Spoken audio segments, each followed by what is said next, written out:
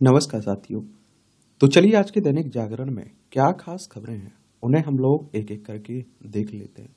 और याद रखिए दैनिक जागरण का राष्ट्रीय संस्करण है, तो इसमें आप लोगों को महत्वपूर्ण खबरें ही देखने को मिलेंगी। अभी आप लोग देख रहे हैं कि हमारे देश में लोकसभा के चुनाव हो रहे हैं, 18वीं लोकसभा के लिए हो रहे हैं। और लोकसभा की अगर हम लोग बात करें ना, तो 543 सीटें हैं लोकसभा में। और लोकसभा सदस्य का चुनाव डायरेक्ट जनता यानी कि मतदाताओं के द्वारा होता है। अगर आपकी उम्र 18 साल हो चुकी तो वोटर सूची में नाम जुड़ चुका होगा, मतदाता बन चुके होंगे और आप लोग वोट डालने भी जाते होंगे।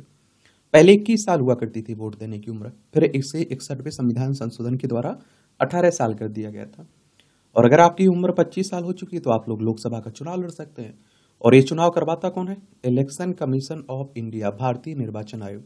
एक संवैधानिक संस्था है। संविधान के अनुच्छेद 324 के तहत चुनाव आयोग की स्थापना की बात की गई है और 25 जनवरी 1950 में स्थापना हुई थी। 25 जनवरी को आप लोग मतदाता दिवस मनाते हैं। 2011 में मनाया गया था ना पहली बार। नई दिल्ली में इसका हेडक्वार्टर देखने को मिलेगा। सुकुमार सेन पहले मुख्य चुनाव आयुक्त थे। तो उसी की बातें हो रही हैं। और अब चुनाव का जो रिजल्ट आएगा वो आप लोगों के लिए महत्वपूर्ण रहेगा। ठीक है।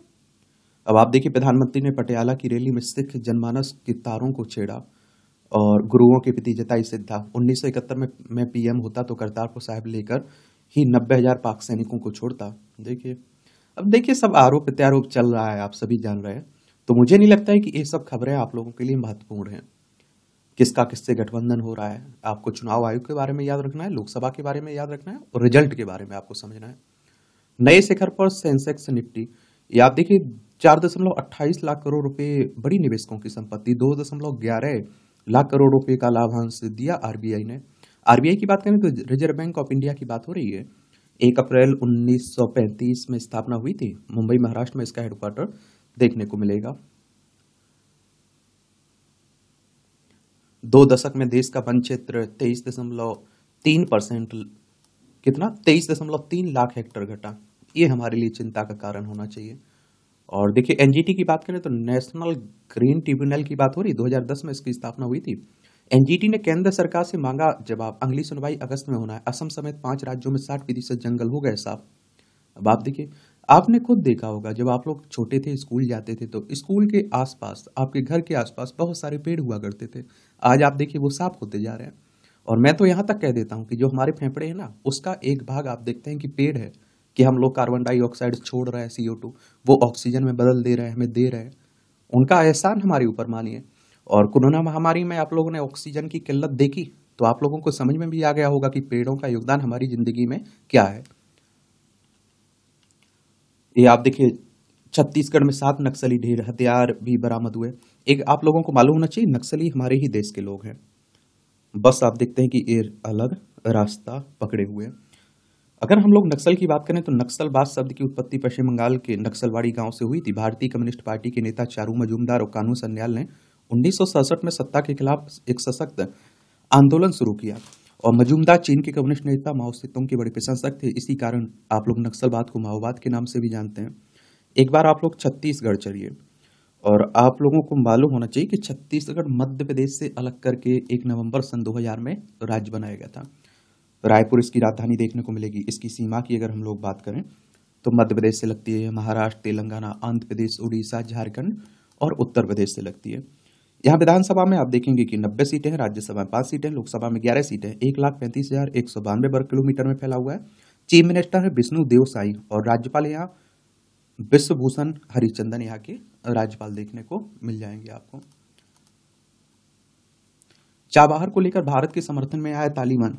और अफगानिस्तान अपने आयात व निर्यात के लिए अभी पाकिस्तान के कराची पोर्ट पर काफी हद तक निर्भर है। चाबहार पोर्ट के विकल्प से एक ही कॉरिडोर पर अफगानिस्तान की निर्भरता हो जाएगी खत्म, और हमारा भी आप देखते हैं इस क्षेत्र में कनेक्टिविटी रहेगी।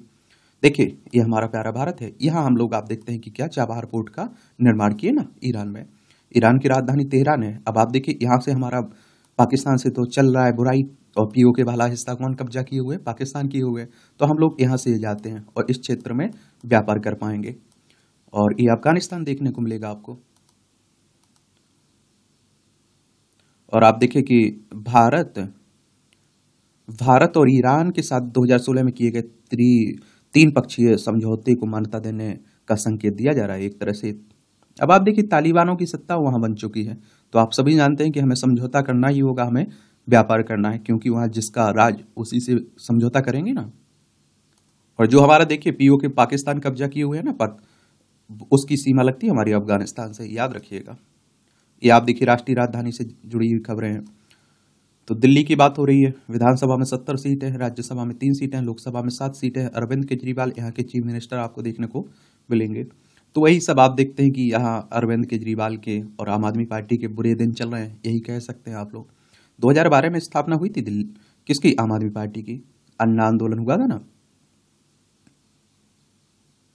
संबंधित जिले की ना होने पर प्रवेश से नहीं किया जा सकता है, वंचित हाईकोर्ट का राय स्कूल में दाखिले के लिए। मतदान केंद्र का थीम इस बार होगी धरती, केंद्र को फूल पत्तियों से सजाएगा। राष्ट्रपति मतदान केंद्र का करेंगी अवलोकन। राष्ट्रपति मुर्मू का मतदान कराने के लिए स्वयं मौजूद रहेंगी। नई दिल्ली डीएम वोटर जागरूकता में तैयार की गई पेंटिंग भी यहाँ लगाई जाएगी। और आप देखेंगे कि अभी दिल्ली में होना है ना मतदान लोकसभा के लिए, तो उसी की बातें हो रही हैं। अब आप देखिए चल रहा है चुनाव, 180 प्रत्याशियों पर आपराधिक और 141 पर गंभीर आपराधिक मामले दर्ज हैं छठे चरण के कुल प्रत्याशियों में से। और हमारे देश में तो एक तरह से आप देखिए परंपरा बन चुकी है कि जो जितना बड़ा माफिया होगा, गुंडा होगा, पैसे वाला होगा, उसके चुनाव जीतने की उम्मीदें उतनी ही बढ़ जाती हैं। और इसीलिए आपने देखा होगा राजनीतिक पार्टियां उसी को टिकट भी देती हैं, ये भी आपको मालूम होगा। चलिए चुनाव आएगा, हम लोग तब बातें करेंगे विस्तार से। नेताओं के बयान ना तो आप लोगों के लिए जरूरी हैं, क्योंकि नेता अपनी भाषा भूल ही चुके हैं, ये भी आप जानते हैं। वो कुछ भी बोल दे रहे हैं, कोई किसी भी तरह का आरोप लगा दे रहे हैं, हर पार्टी के नेता।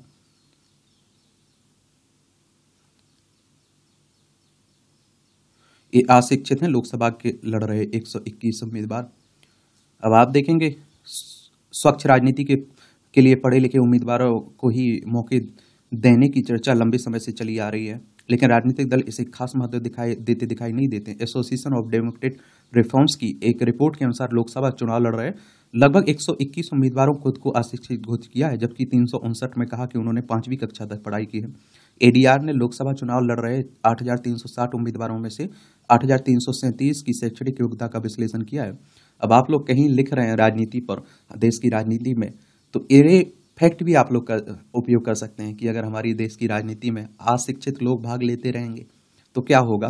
इतने पढ़े लिखे उम्मीदवार 647 उम्मीदवारों ने अपनी शिक्षा का स्तर 8वीं कक्षा तक बताया और 1307 उम्मीदवारों ने खुद को 12वीं कक्षा उत्तीर्ण घोषित किया। 1502 उम्मीदवारों के पास स्नातक की डिग्री, 198 उम्मीदवार डॉक्टरेट वाले हैं और इतने रहे युवा उम्मीदवार। तो 505 उम्मीदवारों में चुनाव लड़ा पहले चरण में 25 से 40 साल की उम्र में। 411 उम्मीदवारों ने चुनाव लड़ा तीसरे चरण में 25 से 40 आयु वर्ग के। तो आप देखिए 207 उम्मीदवार उम्र थी 25 से आप देखते हैं कि 40 वर्ष के बीच। 543 कितना 243 उम्मीदवार 25 से 40 वर्ष आयु वर्ग में 1 जून को होने वाले अंतिम चरण में। और 80 वर्ष से अधिक उम्र के उम्मीदवार। तो रिपोर्ट के अनुसार चुनाव में 80 वर्ष से अधिक उम्र के उम्मीदवार भी मैदान में उतरे हैं। ऐसे उम्मीदवारों की संख्या 11 है। पहले व चौथे चरण के चुनाव में सबसे ज्यादा अशिक्षित उम्मीदवार रहे। अब आप खुद सोच के देखिए, अगर इस तरह के लोग भाग लेंगे राजनीति में तो आप समझ सकते हैं क्या करेंगे बदलाव। और पैसे का चुनाव है, अगर आप देखते हैं युवा पढ़ा लिखा युवा भाग भी ले तो वो कहां से पैसा लाएगा, कहां खर्च करेगा। ये कमियां हैं हमारे देश में, आप देखेंगे। और मतदाता भी उसने वोट ही कम देता है, वो तो आप देखते हैं उससे एक परंपरा सी बन चुकी है कि जो जितना बड़ा आपराधिक छवि वाला रहता है। और इसीलिए आपने देखा होगा बहुत सारे लोग जो जेल में बैठ के भी चुनाव जीत जाते हैं। देश की राजनीति में जो कमियां हैं ना, ये आप लोग भी बता सकते हैं, जैसे आपराधिक छवियों का बढ़ना, पैसे का खर्च बढ़ना, ये चिंताएं हैं। अनपढ़ लोगों का भाग लेना, ये भी चिंताएं, अपराधियों का भाग लेना। तो ये चिंताएं जरूर लिखा करिएगा जब आप लोग कमियां बता रहे हैं, चिंताएं बता रहे हैं, समस्याएं बता रहे हैं आप।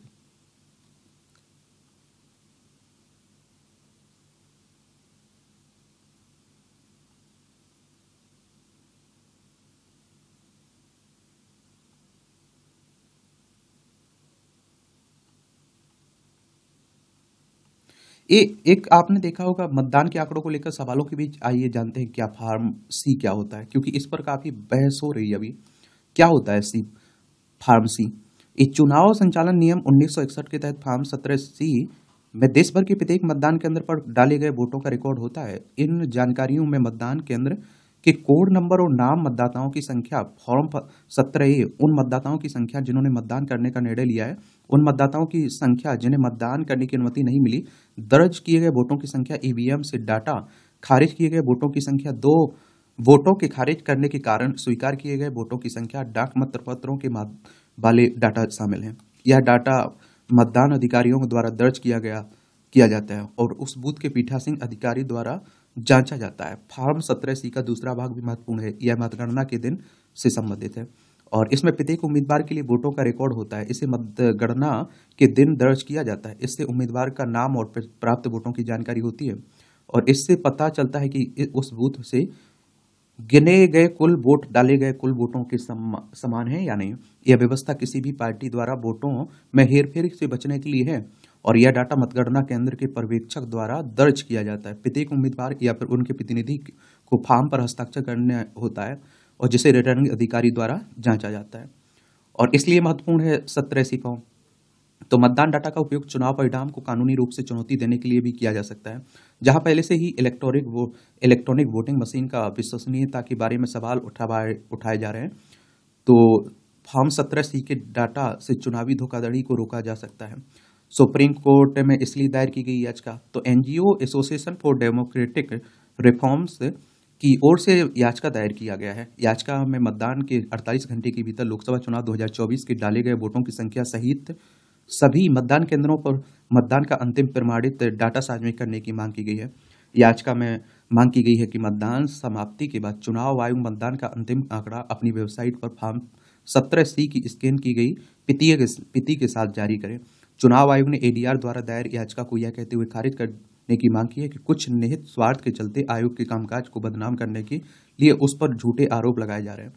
और देखिए, एक बात और होना चाहिए, मुझे लगता है कि हर संभव कोशिश होना चाहिए चुनाव आयोग की तरफ से कि वो अपनी विश्वसनीयता बना के रखे। कोई अगर सवाल खड़े हो रहे हैं तो उसके जवाब उसे देना चाहिए। यह है विवादित के कारण। तो चुनाव आयोग द्वारा पहले व दूसरे चरण के मतदान के आंकड़े जारी करने के कारण सवाल उठ रहे हैं। पहले चरण का डाटा जारी करने में 10 दिन की देरी हुई, अगले 3 चरणों के डाटा में 4 दिन की देरी हुई, 5वें चरण का डाटा मतदान के 3 दिन बाद गुरुवार को जारी किया गया। विपक्ष के नेताओं में चुनाव आयोग ने इस डाटा को मतदान के 48 घंटे के भीतर जारी करने की मांग की है। कांग्रेस ने कहा कि वोटिंग के रियल टाइम और अंतिम आंकड़े से जुड़े कुछ प्रश्न अनुत्तरित हैं, इसका चुनाव आयोग को जवाब देना चाहिए। कांग्रेस ने मतदान के बाद प्रतिशत के आंकड़े में बढ़ोतरी को लेकर पार्टी की आशंकाएं, एक तरह से आप देखते हैं कि आशंकाएं जाहिर की हैं और दावा किया कि मतदान केंद्र के रियल टाइम आंकड़ा और उसके बाद जारी किए गए अंतिम आंकड़ों में भारी अंतर है। यह अंतर 1.07 करोड़ का है, जो अब तक के चुनाव में अभूतपूर्व है। इतिहास में मतदान के 1.5 वर्ष के बाद जारी अंतिम आंकड़ों में इतना बड़ा अंतर कभी नहीं रहा। यह कैसे बड़ा है, तो इसको लेकर चिंताएं हो रही हैं, लोग सवाल उठा रहे हैं। क्योंकि आप देखेंगे चुनाव पर विश्वसनीयता कम होती है लोगों की, तो कम वोट परसेंट पड़ता है, कम लोग वोट डालने जाते हैं। लोग कहते हैं अरे छोड़िए, बहुत सारे लोग नहीं कहते रहते हैं कि ईवीएम में घपला हो जाता है, अरे हम नहीं जाएंगे वोट डालने। तो ये सब चिंताएं हैं, लोकतंत्र के लिए जरूरी भी है इन चिंताओं का समाधान करना। सुप्रीम कोर्ट ने तमिलनाडु के पूर्व डीजीपी को दी आत्मसमर्पण करने से छूट। यह राजेश दास को आत्मसमर्पण करने की, उन्हें महिला पुलिस अधिकारी से यौन उत्पीड़न मामले में ट्रायल कोर्ट में दोषी ठहराया गया था ना, तो उसी की बात हो रही है। अब आप देखिए, इसीलिए चिंता जताई जा रही, थोड़ा आप लोगों को भी बच्चों पर ध्यान रखना चाहिए अपने घर। ऑनलाइन गेम में मिला था स्कूल को बम से उड़ाने का मेल करने का टास्क। महाराष्ट्र के बच्चों ने गेमिंग के दौरान भेजा था स्कूल को बम से उड़ाने का मेल। लखनऊ पुलिस ने किया राजपास ईमेल आईडी देने वाले की तलाश है। और आपको मालूम है कि बहुत सारे इस तरह के टास्क दे दिए जाते हैं कि बच्चों की जान भी चली जाती है। थोड़ा ध्यान रखिए, इसलिए कह रहा हूँ। ये आप देख रहे हैं, ये प्रज्वल रेवन्ना अभी तक गायब हैं और इतने गंभीर आरोप हैं, फिर भी आप देखिए, वो कहते हैं ना कि नियम कानून मुझे लगता है कि आम लोगों के लिए होते हैं। देखिए सांसद जी,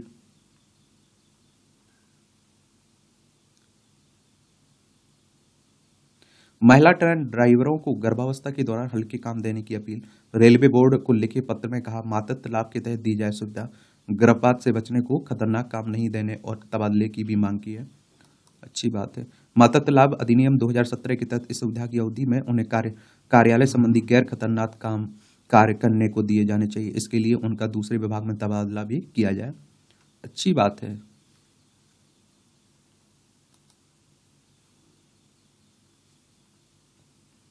ऋषिकेश एम्स में आरोपित को पकड़ने चौथी मंजिल पर बोलेरो से पहुंची पुलिस। पुलिस भी अच्छी है। रानी दुर्गावती के बलिदान दिवस पर दहन किया जाएगा अकबर। ये आप देखिए 520 जन्म शती वर्ष में नई परंपरा की शुरुआत। अकबर के सेनापति का भी पुतला जलाया जाएगा। और ये आप देखेंगे कि मध्य प्रदेश के गढ़ मंडला की वीरांगना रानी दुर्गावती की 520 जन्म शती समारोह यादगार बनाने के लिए पहली बार उनके बलिदान दिवस 24 जून पर मुगल शासक अकबर और उनके सेनापति आसफ खां के पुतलों का दहन किया जाएगा। इसे एक नई परंपरा के रूप में शुरू किया जा रहा है। इसके बाद हर वर्ष इस दिन के विशेष पुतलों का दहन किया जाएगा। बालाघाट जिले में पुतला दहन जनजातीय बहुल क्षेत्र बिहार में होगा।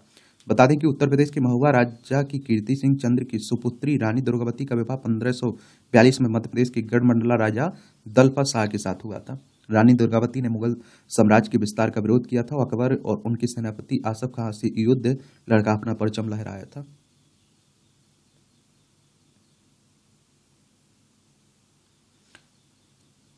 और 5 अक्टूबर 1524 में उत्तर प्रदेश के बांदा जिले में राजा कीर्ति सिंह चंदेल के घर जन्मी थी। ये भी याद रखिएगा। और आप देखेंगे यही वजह है कि उनका नाम भी दुर्गावती रखा गया था। दुर्ग अष्टमी के दिन हुआ था ना उनका जन्म। रानी अपने पिता की इकलौती संतान थी। उन्हें बचपन से ही घुड़सवारी, तलवारबाजी, तीरंदाजी जैसे युद्ध कलाओं में की शिक्षा मिली थी। 18 वर्ष की उम्र में उनका विवाह गोंड राजा के राजा संग्राम शाह के बड़े बेटे दलपत शाह से हुआ था। 24 जून 1564 को उन्होंने प्राण उत्सर्ग कर लिया था और 3 बार किया मुगल सेना का सामना। यह पहला मौका था जब किसी राजपूत राजकुमारी का गौंड वंश में विवाह हुआ था। 1545 में बेटे वीर नारायण का जन्म हुआ। 1550 में पति की डेथ हो गई।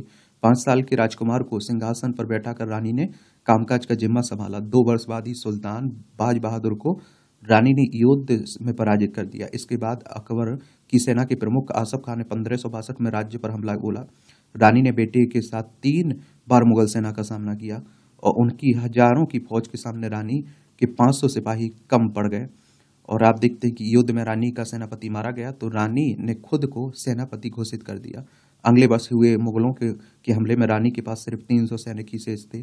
बाद में के युद्ध में उनके और सैनिक कम हो गए। हार नजदीक देख रानी ने प्राण उत्सर्ग कर लिया था। सोचिए उस समय भी महिलाएं हुआ करती थी। इन्हीं महिलाओं का, अगर महिला सशक्तिकरण के बारे में आप लोग निबंध लिख रहे हैं, आंसर राइटिंग कर रहे हैं, तो इस तरह की आप देखिए जो रानी महारानी रही हैं इनका उल्लेख आप कर सकते हैं। झांसी की रानी का कर सकते हैं आप लोग कि महिलाएं कमजोर नहीं रही हैं। जहां भी मौका मिला है महिलाओं ने बेहतर किया है। मुंबई में 3 तरह के कैंसर से पीड़ित जाम्बिया के बुजुर्ग को मिला नया जीवन। 16 वर्षीय काम्या कार्तिकेयन ने फतह किया एवरेस्ट। यह रिकॉर्ड बनाने वाले सबसे कम उम्र के भारतीय हैं। दुनिया में सबसे कम उम्र में उपलब्धि हासिल करने वाली दूसरी लड़की है। ये याद रखिएगा। ये नेपाल में देखने को मिलेगा माउंट एवरेस्ट। 8,849 मीटर है ना इसकी ऊंचाई। देखिए यह नेपाल, उत्तराखंड, उत्तर प्रदेश, बिहार, सिक्किम, पश्चिम बंगाल 5 राज्यों की सीमा लगती है हमारी। और आप देखिए माउंट एवरेस्ट के बेस कैंप पर पहुंच दिव्यांग टेकेश कौशिक। तो आप देखिए गोवा के रहने वाले टेकेश कौशिक ने शारीरिक अक्षमता, ठंडे मौसम और खराब स्वास्थ्य जैसी कठिनाइयों को मात देते हुए माउंट एवरेस्ट के बेस कैंप तक पहुंचने में कामयाब हासिल की है। और ट्रिपल इम्यूनिटी, जिसके 2 पैर और हाथ ना हो या 2 हाथ और 1 पैर ना हो, disability right association of Goa के अनुसार कौशिक विश्व में पहली ट्रिपल इम्यूनिटी हैं जो एवरेस्ट बेस कैंप तक पहुंचे। उन्हें 11 मई को यह सफलता मिली है। अच्छी बात है। अगर ठान लो तो कुछ मुश्किल नहीं है। समझ रहे हैं आप लोग। ये हाई कोर्ट के व्यक्तिगत पेशी के आदेश पर सुप्रीम कोर्ट की रोक। सुप्रीम कोर्ट ने वैवाहिक कलह के एक मामले में कलकत्ता हाई कोर्ट के एक आदेश को खारिज कर दिया, जिसमें कहा गया था कि दोनों पक्ष के लोगों को अदालत में व्यक्तिगत रूप से पेश होना होगा।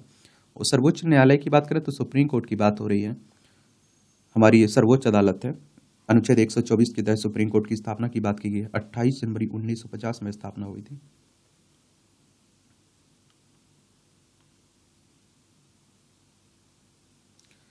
सीजीपीएसी घोटाला, सीबीआई और फॉरेंसिक टीम आप देखते हैं कि एक्शन में खुलेगी अनियमितता की कुंडली। और आप देखते हैं कि इस छत्तीसगढ़ में सीबीआई ने पूर्ववर्ती भूपेश सरकार में छत्तीसगढ़ लोक सेवा आयोग में गड़बड़ी की बातें हुई थी ना, आपको मालूम होगा कि जो मंत्री थे, विधायक थे, उनके ही रिश्तेदारों को इसमें शामिल कर लिया गया था, इस तरह के आरोप लगे थे। सीबीआई की बात करें तो सेंट्रल ब्यूरो ऑफ इन्वेस्टिगेशन की बात हो रही है। 1 अप्रैल 1963 में स्थापना हुई थी। नई दिल्ली में हेडक्वार्टर देखने को मिलेगा। साइंटिफिक जांच क्यों जरूरी थी? तो भर्ती परीक्षा के बाद आरोप लगाया गया था कि कुछ उम्मीदवारों का चयन गलत तरीके से किया गया और उन्होंने परीक्षा हाल में आंसर सीट खाली छोड़ दी थी और जिसे दूसरे लोगों ने भरा। और फॉरेंसिक जांच में इन आरोपों का सच सामने आएगा, उसके बाद जिम्मेदारी के खिलाफ भी कार्रवाई होगी जिम्मेदारों के। कश्मीरी हिंदुओं के बच्चों को आधुनिक शिक्षा संस्कार से जोड़ने की पहल। विस्थापितों के साथ आर्थिक रूप से अक्षम घरों वालों को भी मिलती है शिक्षा। प्रदेश के उपराज्य मनोज सिन्हा व केंद्रीय मंत्री डॉक्टर जितेंद्र सिंह ने सराहा। अच्छा बात है। सभी सरकारी योजनाओं से वंचित हो सकती है हीरो इलेक्ट्रिक वाहन बनाने वाली 3 कंपनियों हीरो इलेक्ट्रिक, ओकिनावा और बेनलिंग इंडिया के केंद्र सरकार की सभी योजनाओं के तहत काली सूची ब्लैक लिस्ट में डाला जा सकता है। ये कंपनियां सरकार को की फैम 2 योजना के तहत गलत तरीके से दावे वाले लाभ को वापस करने में विफल रही ना। भारत में बनाए जाएंगे गूगल के पिक्सल स्मार्टफोन। अच्छी बात है। अगस्त में बिजनेस क्लास सेवा लॉन्च करेगी इंडिगो। देश की सबसे बड़ी विमान कंपनी इंडिगो ने गुरुवार को बताया इस वर्ष व्यस्त मार्गों से जुड़ी उड़ानों में बिजनेस क्लास सेवा शुरू की जाएगी। कंपनी के सीईओ पीटर एल्बर्स ने कहा कि अगस्त में 18वीं वर्षगांठ के मौके पर यह सेवा लॉन्च की जाएगी। वहीं जनवरी मार्च 2024 तिमाही में कंपनी का लाभ 1894.8 करोड़ रुपए रहा। 6 लाख से अधिक मोबाइल कनेक्शन होंगे सत्यापित, दूरसंचार विभाग कह रहा है। आइसन ने लॉन्च किया नया कूलर निर्माता कंपनी है ना। मैं इलेक्ट्रिक कार के लिए कर प्रोत्साहन के खिलाफ हूँ, ये आप देखिए कौन कह रहा है? मस्क कह रहे हैं, एलन मस्क। बीते 1 दशक के दौरान भारत में $8 ट्रिलियन का निवेश, यह आज़ादी के बाद से किए गए कुल निवेश के आधे से अधिक है। अब तक विभिन्न निवेश पर $14 ट्रिलियन खर्च किए गए और अप्रैल में पीई व वीसी निवेश 35% घटा। प्राइवेट इक्विटी और वेंचर कैपिटल की बात हो रही है। एनसीआर में बिना बिके घरों में 57% की कमी आई है। 2018 में ऐसे घरों की संख्या 2 लाख थी, जो अब कम होकर 86,000 रह गई है।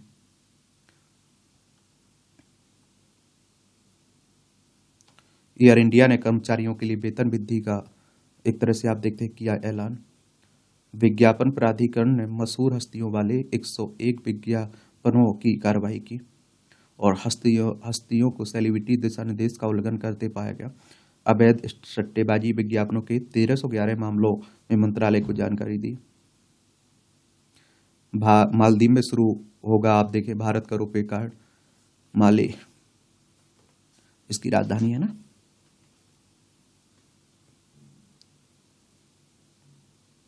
आईटी रिफंड धोखाधड़ी मामले में ईडी ने 5वीं गिरफ्तारी की। ईडी यानी कि इन्फोर्समेंट डायरेक्टरेट की बात हो रही, प्रवर्तन निदेशालय। इसका हेडक्वार्टर भी आपको नई दिल्ली में देखने को मिल जाएगा। कहाँ? इन्फोर्समेंट डायरेक्टरेट, प्रवर्तन निदेशालय। और इसकी स्थापना 1 मई 1956 में हुई थी।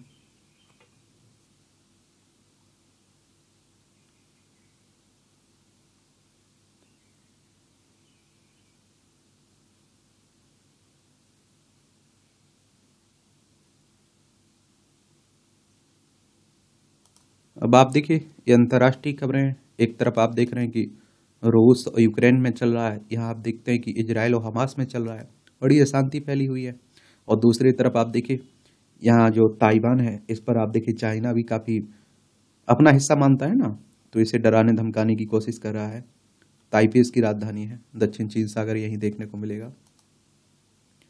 ताइवान के आसपास चीनी सेना का जोरदार सैन्याभ्यास, बड़ा तनाव। ताइवानी राष्ट्रपति बोले, हम बाहरी चुनौतियों के विरुद्ध आजादी व लोकतंत्र की रक्षा करते रहेंगे। अमेरिकी कमांडर ने कहा, चीन अभी नहीं, 2027 में ताइवान पर हमले की कर रहा है तैयारी, और चाइना अपना हिस्सा मानता है उसे। देखिए,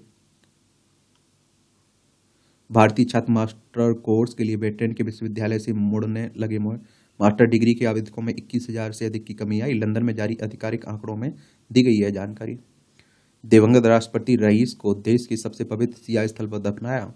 अभी इनकी दुर्घटना में मौत हो गई ना, हेलीकॉप्टर।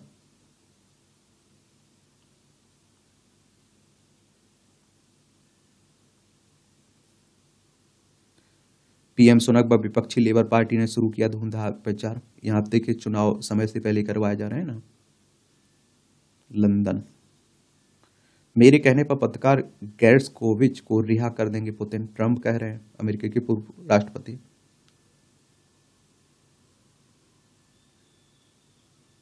अमेरिका के आयोवा में तूफान से 5 की मौत हो चुकी है।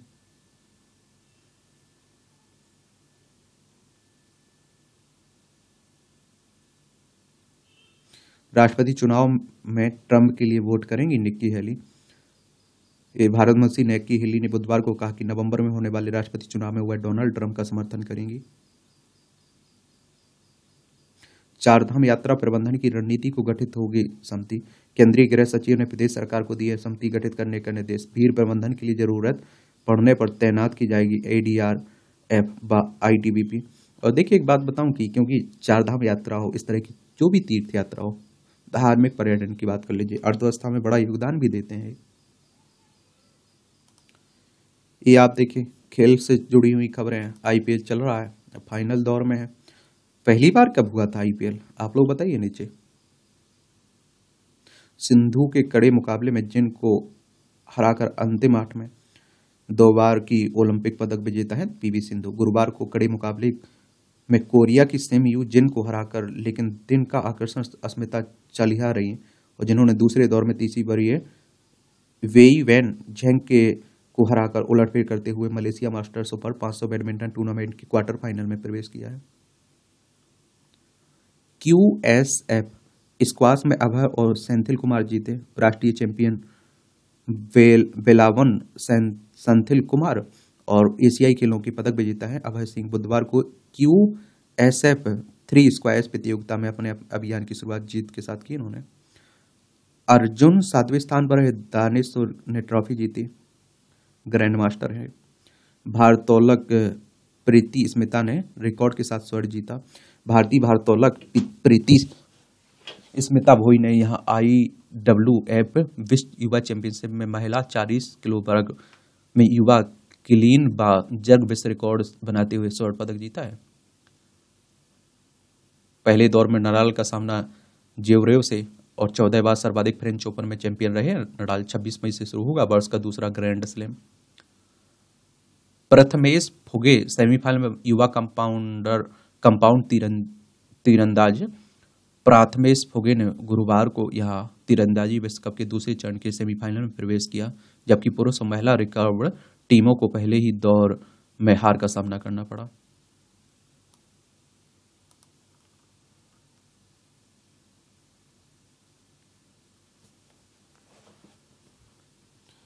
ये अभी आप देखते हैं कि ओबीसी राजनीतिक लाभ को मुस्लिमों के 77 वर्ग को ओबीसी में डाला।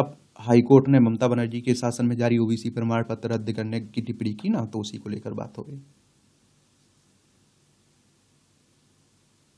ऑनलाइन गेम में पूंजी हारा तो पत्नी व 2 बच्चियों को जहर दे खुद भी खाया मौत। देखिए, ऑनलाइन मैं कह रहा हूं, थोड़ा ज्यादा लालच मत पाला करिए, संतुष्ट रहा करिए, मेहनत पर भरोसा करिए, ठीक है।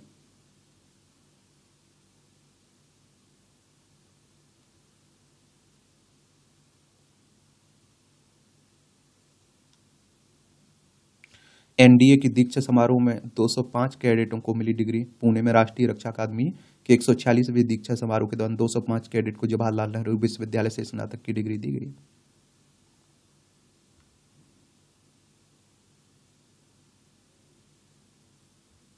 मेहुल बोला, भारत न लौटने का कारण निमंत्रण से परे है। करोड़ों रुपए के पीएनबी घोटाले में मुख्य आरोपी थे ना हीरा कारोबारी मेहुल चोकसी। एक महीने में 1137 क्विंटल चीनी खा गए बंदर अलीगढ़ में, बताइए। जंगे आजादी यादगार का निर्माण में धांधली को लेकर मारे छापे, आरोपितों ने बरजिंदर हमदर्द आईएएस विनय बुलवानी भी शामिल हैं। एक और आरोपित ने किया आत्मसमर्पण, आयोग ने मांगी रिपोर्ट। ये आपको मालूम है हमारे देश में एक तरह से भ्रष्टाचार परंपरा बन चुकी है।